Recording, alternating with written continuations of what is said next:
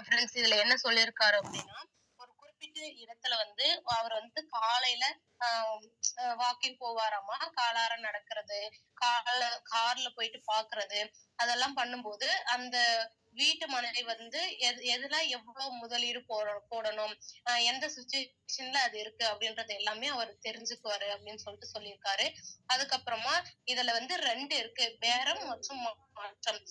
ஒரு ஏராளமான பேரம் வந்து இருக்கு. ஆனா அது வந்து மாற்றத்த வந்து ஒரு பேரம் வந்து லாபகரமா அது வந்து வாய்ப்பா மாற்றுது அப்படின்னு சொல்லியிருக்காரு.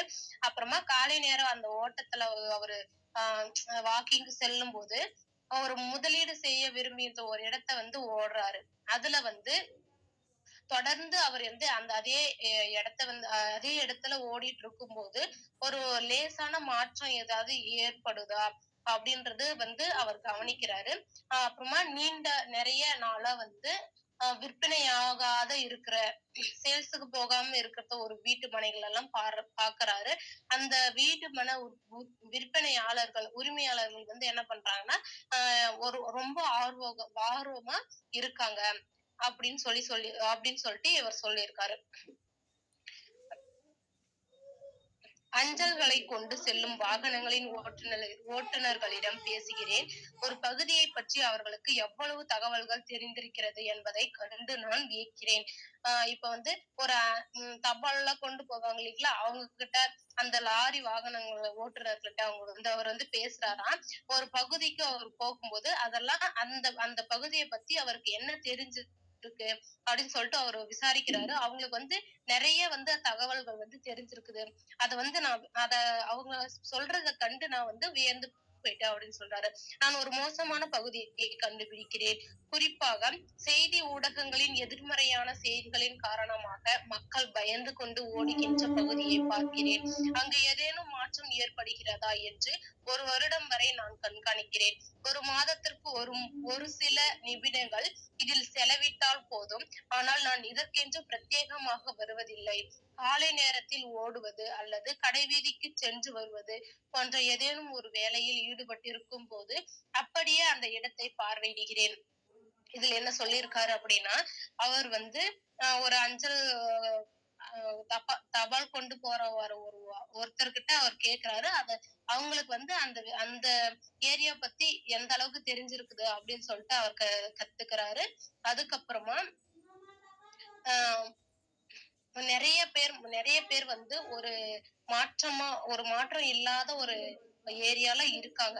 ஒரு வீட்டு மனை இருக்கிற இடத்துல அதுல வந்து இவரு கரெக்டா ஒரு வாக்கிங் போகும்போது இல்லைன்னா கடைக்கு செல்லும் போது அதை வந்து பாக்குறாரு. ஏதாவது ஒரு இதுல வந்து மாற்றம் ஏற்படுதா அப்படின்னு சொல்லிட்டு. அனைத்து சந்தைகளிலும் பேரங்களை தேடுங்கள். நுகர்வோர் எப்போதும் ஏழைகளாகவே இருப்பார்கள். அங்காடியில் ஒரு பொருள் தற்போது அவர்கள் ஓடி சென்று அப்பொருளை வாங்கி குடிப்பார்கள். ஆனால் வீடு மனைகளோ அல்லது பங்குகளோ தள்ளுபடி விலையில் விற்பனைக்கு வரும்போது, அதாவது வீழ்ச்சி ஏற்படும் போது அதே நுகர்வோர் அங்கிருந்து தலை தெறிக்க ஓடி வருகிறார்கள்.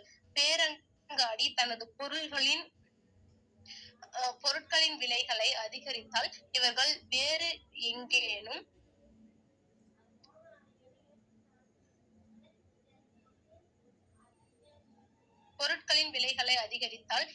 வேறு எங்கேனும் சென்று வாங்குகின்றனர். ஆனால் வீடு மனை விலையோ அல்லது பங்கு சந்தை விலையோ அதிகரிக்கும் போது அதே நுகர்வோர் ஓடி சென்று அவற்றை வாங்க துவங்குகின்றனர். ஒரு விஷயத்தை எப்போதும் நினைவில் வைத்திருங்கள். வாங்குவதில் தான் லாபங்கள் இருக்கின்றனவே தவிர விற்பதில் அல்ல. சரியான இடங்களில் தேடுங்கள். எனது அண்டை வீட்டுக்காரர் ஒருவர் $1,00,000 விலையில் ஒரு வீட்டை வாங்கினார். அவர் வாங்கிய வீட்டிற்கு அடுத்து இருந்த அதே போன்ற இன்னொரு குடியிருப்பு வீட்டை நான் $50,000 வாங்கினேன். இவர் வந்து என்ன சொல்லியிருக்காரு அப்படின்னா, ஒரு நுகர்வோர் வந்து ஒரு ஏழையா இருக்கிறாங்க அப்படின்னா அவங்க வந்து ஒரு பொருளை தெருல வந்து ஒரு பொருளை தள்ளுபடி விலையில விற்கிறாங்க அப்படின்னா அதை வந்து எல்லாமே ஓடி போய் வாங்குறாங்க, வாங்கி வச்சுக்கிறாங்க. ஆனா ஒரு வீடு மனையோ ஒரு பங்குல தள்ளுபடி விலையோ வந்தா மட்டும் அது வந்து அதுல வந்து அந்த விற்பனைக்கு வரும்போது அதுல வீழ்ச்சி ஏற்படும் போது அந்த நுகர்வோர் வந்து அங்கிருந்து தலை தெறிக்க ஓடிடுறாங்க. பேரங்காடி பொருட்களின் விலைகளை அதிகரித்தால் இவர்கள் வேறு எங்கேனும் வந்து அந்த தெருல விக்கிறாங்க இல்லைங்களா, அதுல வந்து ஒரு தள்ளுபடி விலையில குடுக்குறாங்க அப்படின்னா அவங்க அத வந்து வாங்கிக்கிறாங்க. அதுவே அது அதிகமா ஆயிடுச்சு, அந்த விலை அதிகமாயிடுச்சு அப்படின்னா வேற எங்கேயாவது போய் வாங்கிக்கிறாங்க அப்படின்னு சொல்லியிருக்கிறாரு. ஆஹ் ஆனா அதே அதே இதுல வந்து ஆனா வீட்டு மனை இல்லைன்னா பங்கு சந்தையில விலை வந்து அதிகரிக்கும் போது நுகர்வோர் வந்து அதை ஓடி சென்று வந்து வாங்கிக்கிறாங்க அப்படின்றத சொல்லியிருக்காரு. ஒரு விஷயத்த மட்டும் நம்ம வந்து நினைவுல வச்சுக்கணும். வாங்குறதுலதான் நமக்கு வந்து லாபம் இருக்குது, விற்பதுல கிடையாது அப்படின்றத சொல்லியிருக்காரு. சரியான இடங்களில் வந்து நம்ம வந்து தேடணும். அவரோட பக்கத்து வீட்டுக்காரர் வந்து $1,00,000க்கு ஒரு வீட்டை வந்து வாங்கினாராம். அதே வீட்டுக்கு அடுத்து இருந்த ஒரே கொஞ்சம் இன்னொரு குடியிருப்பை வந்து இவர் வந்து ஐ 50,000 $50,000 விலை ஏறுவதற்காகத்தான் காத்து கொண்டிருந்ததாக அவர் என்னிடம் கூறினார்.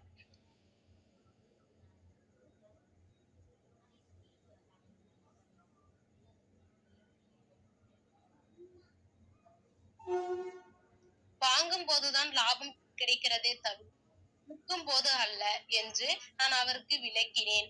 அவர் அண்டை வீட்டுக்காரர்கிட்ட சொல்லியிருக்காரு. அவரு சொல்லியிருக்காரு, வாங்குறது வாங்குறதுலதான் நமக்கு வந்து லாபம் இருக்கு, விக்கிறதும் போது இல்ல அப்படின்னு சொல்லியிருக்காரு. தனக்கென்று சொந்தமாக ஒரு வீடு கூட இல்லாத ஒரு முகவரின் உதவியுடன் இவர் வீடு வாங்க சென்றிருந்தார். தவணை தொகை செலுத்தப்படாத காரணத்தால் வீடுகள் ஏலத்திற்கு வந்த இடத்தில் நான் தேடினேன். இதை எவ்வாறு செய்வது என்பதை கற்றுக்கொள்வதற்கு $500 கொடுத்து ஒரு பயிற்சி வகுப்பில் நான் கலந்து கொண்டேன். அவர் என்ன சொல்லியிருக்காரு அப்படின்னா, அவர் வந்து ஒரு சொந்த வீடு இல்லாத ஒருத்தரை வந்து இவர் கூட்டிட்டு ஒரு வீடு வாங்க போறாரு. $500 கொடுத்து வந்து அந்த வீடு ஏலத்திற்கு வீடுகள் ஏலத்திற்கு வந்த இடத்தில் நான் தேடினேன். வீடுகள் வந்து ஏலத்திற்கு விடுவாங்க இல்லைங்களா, அந்த இடத்துல வந்து இவர் வந்து தேடுறாரு. அதை எப்படி நம்ம வந்து கத்துக்கிறது அப்படின்னு சொல்லிட்டு $500 கொடுத்து ஒரு ட்ரைனிங் வகுப்புல வந்து இவர் சேர்றாரு. வீடு மனைகளில் முதலீடு செய்வது பற்றி ஒரு வகுப்பிற்கு $500 அதிகம் என்று என் அண்டை வீட்டுக்காரர் நினைத்தார். அதற்கான நேரமோ அல்லது பணமோ தன்னிடம் இல்லை என்று அதற்கு காரணம் கூறினார். எனவே விலை ஏறுவதற்காக அவர் காத்துக் கொண்டிருக்கிறார். அவரோட அண்டை வீட்டுக்காரர் என்ன சொன்னாரு, $500 வந்து ஒரு வீடு முதலீடு செய்வது பற்றி ஒரு தகவலை வந்து தெரிஞ்சுக்கிறதுக்கு $500 அதிகமா கொடுத்து இந்த பயிற்சி வகுப்புல இவர் வந்து சேர்ந்திருக்காரு. அதற்கான நேரமோ அல்ல பணமோ என்கிட்ட இல்ல அப்படின்ட்டு அவர் வந்து சொல்லியிருக்காரு. எனவே விலை ஏறுவதற்காக அவர் காத்து கொண்டிருக்கிறார் அப்படின்னு சொல்லியிருக்காரு. வாங்க விரும்பும் மக்களை முதலில் தேடுங்கள், பிறகு விற்க விரும்பும் மக்களை தேடுங்கள். என் நண்பர் ஒருவர் ஒரு குறிப்பிட்ட நிலத்தை வாங்க விரும்பினார். அவரிடம் பணம் இருந்தது, ஆனால் நேரம் இருக்கவில்லை. என் நண்பர் வாங்க விரும்பிய நிலத்தை விட பெரிய நிலம் ஒன்றை நான் கண்டுபிடித்து என் நண்பரை அழைத்து அவருக்கு ஒரு நிலத்தை பார்த்திருப்பதாக கூறினேன். அந்த நிலத்தில் ஒரு பகுதியை தான் வாங்க விரும்புவதாக அவர் என்னிடம் கூறினார். எனவே அந்த பகுதியை அவருக்கு விற்றுவிட்டு பிறகு நான் அந்த நிலத்தை வாங்கினேன். மீதமிருந்த இடத்தை நான் எனக்கு இலவசமாக வைத்துக் கொண்டேன். இந்த கதையின் நீதி இதுதான். பெரிய கேக் ஒன்றை வாங்கி அதை துண்டுகளாக்கி கொள்ளுங்கள். பெரும்பாலான மக்கள் தங்களுக்கு கட்டுப்படியாகின்ற ஒன்றைத்தான் தேடுவார்கள். எனவே அவர்கள் சிறிய நிலங்களை தேடுவார்கள். கேக்கில் ஒரு சிறு துண்டை மட்டுமே அவர்கள் வாங்குகிறார்கள். எனவே சிறிய நிலத்திற்கு அதிக விலை கொடுத்து வாங்குகிறார்கள். சிறிதாக சிந்திப்பவர்களுக்கு பெரிய வாய்ப்புகள் கிடைப்பதில்லை. நீங்கள் பணக்காரராக ஆக விரும்பினால் பெரிதாக சிந்தியுங்கள். பாருங்க ஃப்ரெண்ட்ஸ், இதுல வந்து என்ன சொல்லியிருக்காரு அப்படின்னா, அவரோட ஃப்ரெண்டு வந்து ஒரு நிலத்தை வாங்கணும்ட்டு அவர் வந்து விரும்புறாரு, நினைக்கிறாரு. அவர்கிட்ட வந்து பணம் இருந்துச்சு, ஆனா நேரமும் இல்ல. அவர் வந்து வாங்க விரும்பி ஒரு நிலத்தை வந்து அதை விட ஒரு பெரிய நிலத்தை வந்து இவர் வந்து கண்டுபிடிச்சு கொடுக்குறாரு. கண்டுபிடிச்சு கொடுத்து அவரு வச்சிட்டு இருந்த காசுக்கு தனியா கொடுத்துட்டு இவர் வந்து மீதம் இருக்கிற நிலத்தை வந்து இவர் வச்சுக்கிறாரு. அதுல வந்து இந்த கதையோட நீதி என்னன்னு சொல்லியிருக்காங்க, ஒரு பெரிய கேக் ஒண்ணு வாங்குறோம், அத வந்து சிறு சிறு துண்டுகளா வெட்டி மக்களுக்கு பெரும்பாலான மக்கள் தங்களுக்கு துண்டுகளாக்கி கொள்ளுங்கள்.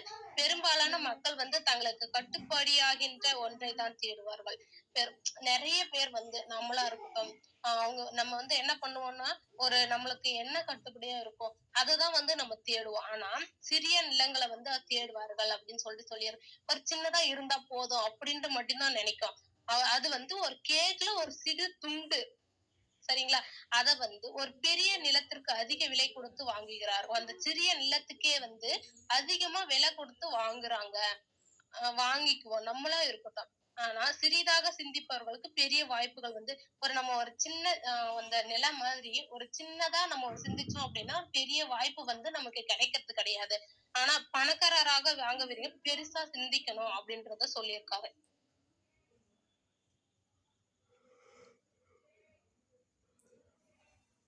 பெரிய அளவில் சிந்தியுங்கள் அப்படின்றது இதுல பார்க்கலாம். பெரிய தள்ளுபடிகளை கொடுப்பதை சில்லறை வியாபாரிகள் பெரிதும் விரும்புகின்றனர். ஏனெனில் பெரிதாக செலவு செய்பவர்களை பெரும்பாலான தொழில் அதிபர்களுக்கு பிடிக்கும். என் நிறுவனத்திற்கு கணினிகள் வாங்குவதற்காக நான் சந்தைக்கு சென்றபோது எனது நண்பர்கள் பலரை அழைத்து கணினிகள் வாங்க அவர்களுக்கு விருப்பமா என்று அவர்களிடம் கேட்டேன்.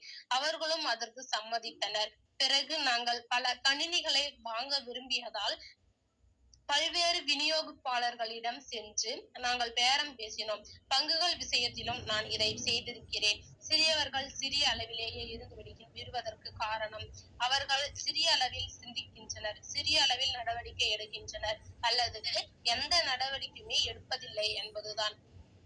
பெரிய அளவுல சிந்திங்க அப்படின்னு சொல்லியிருக்காரு. ஒரு பெரிய தள்ளுபடி கொடுப்பதை வந்து சில்லறை வியாபாரிகள் வந்து ரொம்ப பெருசா வந்து விரும்புறாங்க. ஏன்னா பெரிதாக செலவு செய்கிறவர்களை வந்து பெரும்பாலான தொழில் அதிபர்களுக்கு பிடிக்கும் அப்படின்னு சொல்லியிருக்காங்க. அவரோட நிறுவனத்திற்கு வந்து ஒரு கணினி வாங்கறதுக்காக அவர் வந்து சந்தைக்கு போகும்போது அவரோட நண்பர்கள் அவரோட ஃப்ரெண்ட்ஸ் பல பேரை அழைச்சு அவர் வந்து கணினி வந்து உங்களுக்கு வேணுமா வாங்குறதுக்கு விருப்பமா அப்படின்னு சொல்லிட்டு கேக்குறாங்க. அவங்களும் வந்து சம்மதிக்கிறாங்க. அவங்க வந்து பல கணினிகளை வாங்க விரும்புறாங்க. ஆனா விநியோகப்பாளர் செஞ்சு அவர் வந்து பேரம் பேசும்போது பங்குகள் விஷயத்திலும் நான் இதை செய்திருக்கிறேன் அப்படின்னு சொல்லியிருக்கிறாரு. சிறியவர்கள் வந்து சிறிய அளவிலே யோசிக்கிறாங்க. இருக்கிறாங்க. காரணம் வந்து அவங்க சிறிய சிறிய அளவுல வந்து சிந்திக்கிறாங்க. சிறிய அளவில் நடவடிக்கை எடுக்கிறாங்க. அல்லது எந்த நடவடிக்கையுமே எடுக்கிறது கிடையாது அப்படின்றத சொல்லியிருக்காங்க. வரலாற்றில் இருந்து கற்றுக்கொள்ளுங்கள். அனைத்து பெரிய நிறுவனங்களும் பங்கு சந்தையில் சிறிய நிறுவனங்களாகத்தான் தோங்கின. தனது 66 வயதில் தனது எல்லா பணத்தையும் தொலைத்த பிறகுதான் பில்கேட்ஸ் அந்த 30 வயதிற்குள் உலகின் மிகப்பெரிய பணக்காரர்களில் ஒருவராக ஆனார். நம்ம வரலாற்றுல இருந்து தெரிஞ்சுக்கணும் அப்படின்னு சொல்லியிருக்காரு. பெரிய நிறுவனங்களை வந்து பங்கு சந்தையில வந்து சிறிய நிறுவனங்களாகத்தான் துவங்கினாங்க. சின்னதா தான் இருந்து துவங்கினாங்க. ஆனா 66 வயசுல வந்து ஹார்லன் சாண்டர்ஸ் வந்து எல்லா பணத்தையும் தொலைச்சிட்டு தான் அவர் வந்து பணக்காரர் ஆனாரு. அப்புறம் பில்கேட்ஸ் வந்து 30வது வயதுல தான் பணக்காரரா உலகிலோட மிகப்பெரிய பணக்காரரா ஆனாரு அப்படின்னு சொல்றாரு.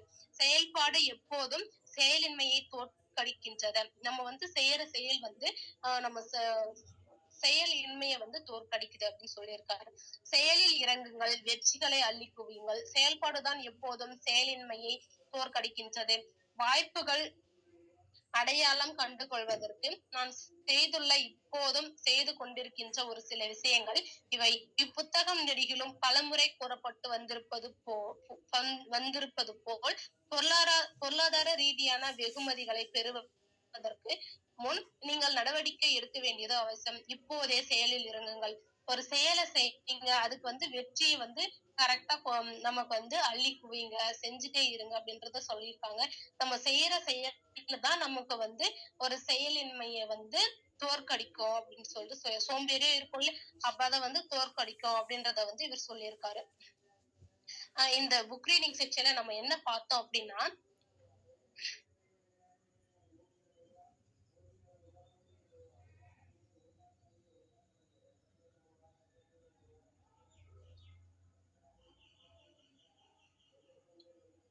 இந்த புக் ரீடிங் செக்ஷன்ல வந்து நம்ம என்ன பார்த்தோம் அப்படின்னா, ஒருவர் வந்து அவர் வந்து ஒரு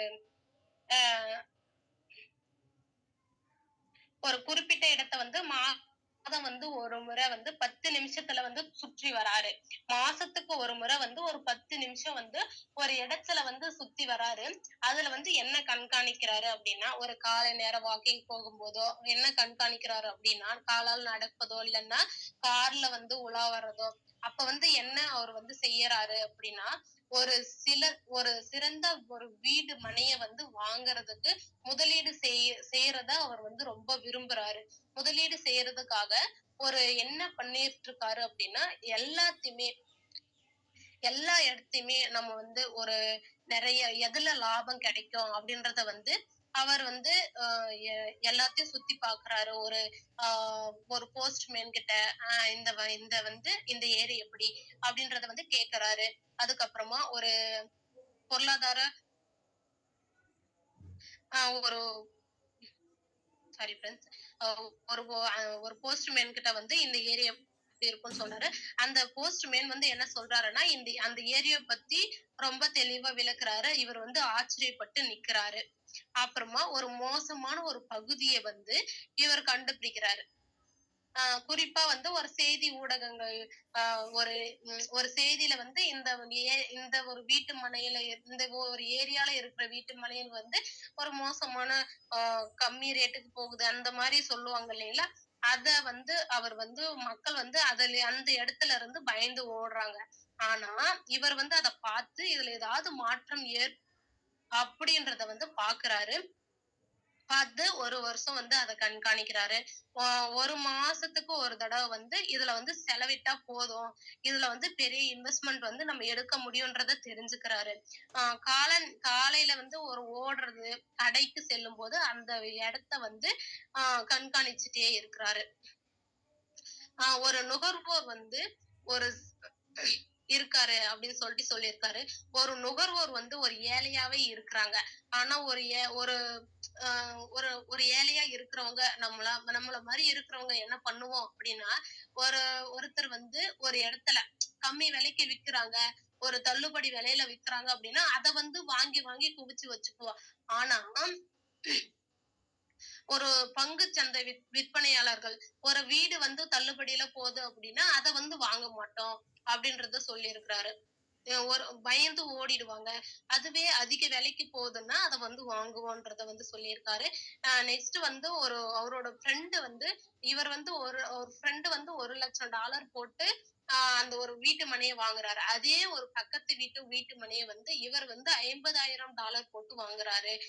இது வந்து அ ஒரு ஃப்ரெண்டு இதுல வந்து அவர் என்ன சொல்லியிருக்காரு அப்படின்னா, நம்ம வந்து எதுல இன்வெஸ்ட்மென்ட் பண்ணணும் அப்படின்றத வந்து சொல்லியிருக்காரு. அதுக்கப்புறமா ஒரு வீட்டு மனையில முதலீடு செய்கிறது வந்து ஒரு வகுப்பு அது வந்து வீட்டு மனையில முதலீடு செய்கிறது ஒரு ட்ரைனிங்க்கு வந்து இவர் போயிட்டு $500 கட்டி அவர் வந்து அத தெரிஞ்சுக்கிறது ஒரு ட்ரைனிங் எடுத்துக்கிறதுக்காக போறாரு. அவரோட அண்டை வீட்டுக்காரர் என்ன சொல்றாங்க, என்கிட்ட பணம் இருக்கு. அதுக்கான நேரமும் எதுவுமே கிடையாது அப்படின்றத சொல்லியிருக்கிறாரு. அதுக்கப்புறமா பெரிய அளவில சிந்திங்க. பெரிய அளவில சிந்திச்சா மட்டும் தான் நம்ம வந்து பெரிய பணக்காரரா ஆக முடியும். சின்னதாவே சிந்திச்சு சின்னதாவே செயல்படுத்தணும் அப்படின்னா, அந்த ஒரு அ சின்ன ஒரு இதுலாவே இருக்கும். ஒரு சிறிய நடவடிக்கை எடுப்போம். அது இல்லன்னா எந்த ஒரு நடவடிக்கையுமே எடுக்காம போயிடுவோன்றத வந்து சொல்லியிருக்கிறாங்க.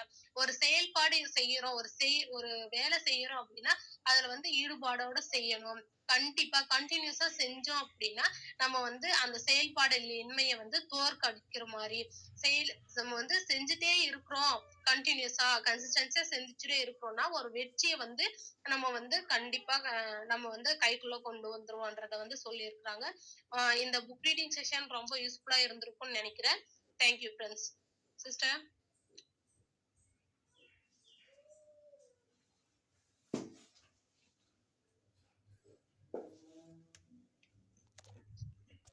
சிஸ்டர்.